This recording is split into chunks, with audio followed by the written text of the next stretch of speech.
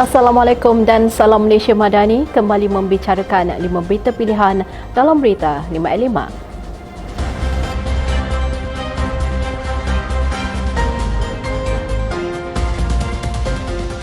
5. Timbalan Perdana Menteri Datuk Seri Dr. Ahmad Zahid Hamidi mengucapkan selamat menyambut Hari Polis ke-217 kepada seluruh warga polis di Raja Malaysia, PDRM. Menerusi catatannya di Facebook, beliau menyatakan bahawa PDRM adalah salah satu institusi yang penting untuk negara. Beliau yang pernah menjadi menteri yang menaungi PDRM mengakui bahawa tugas anggota polis merupakan satu amanah yang besar dan sangat mencabar, di mana hubungan yang baik antara polis dengan masyarakat amat penting untuk memelihara keamanan dan ketenteraman awam.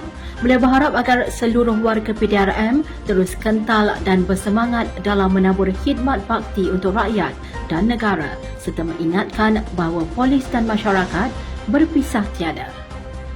Timbalan Presiden UMNO Datuk Seri Mohamad Hassan sempat meluangkan masa untuk menyantuni masyarakat tempatan seperti yang biasa beliau lakukan sempena kedatangan bulan Ramadan.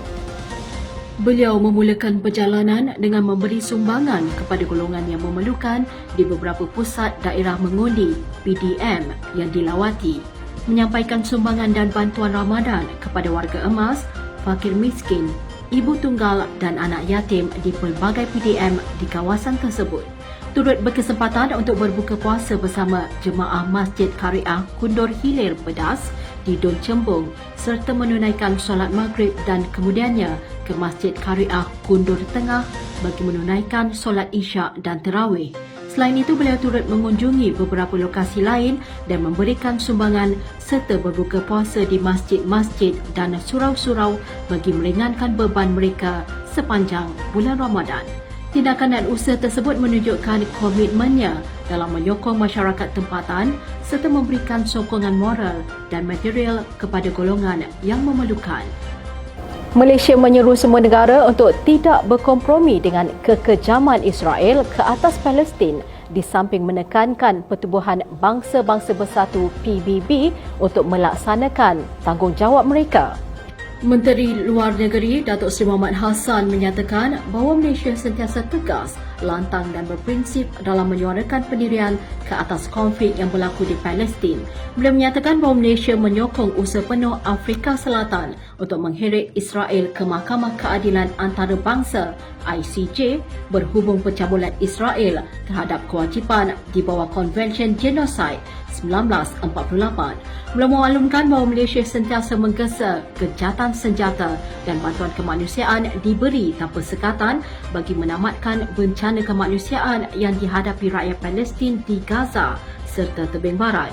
Menurut beliau, Malaysia menyarankan agar semua negara tidak berkompromi dengan tindakan dan pendudukan haram Israel ke atas wilayah Palestin di samping menekankan kewajipan PBB untuk melaksanakan tanggungjawab dalam menyelesaikan isu ini.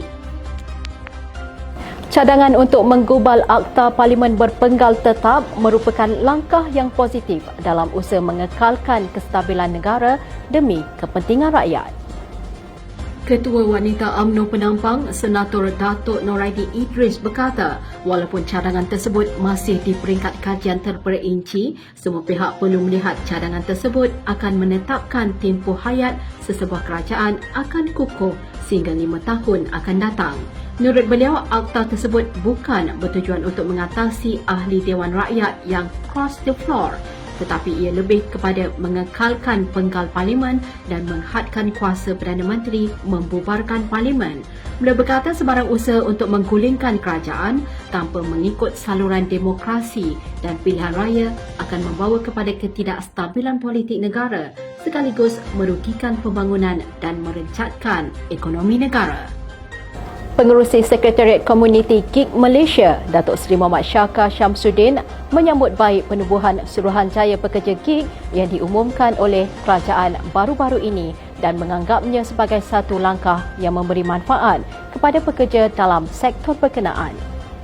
Beliau bersyukur dan berterima kasih di atas keprihatinan kerajaan yang akhirnya menubuhkan Suruhanjaya berkenaan yang diumum oleh Perdana Menteri Datuk Seri Anwar Ibrahim pada Kongres Ekonomi Bumi Putra.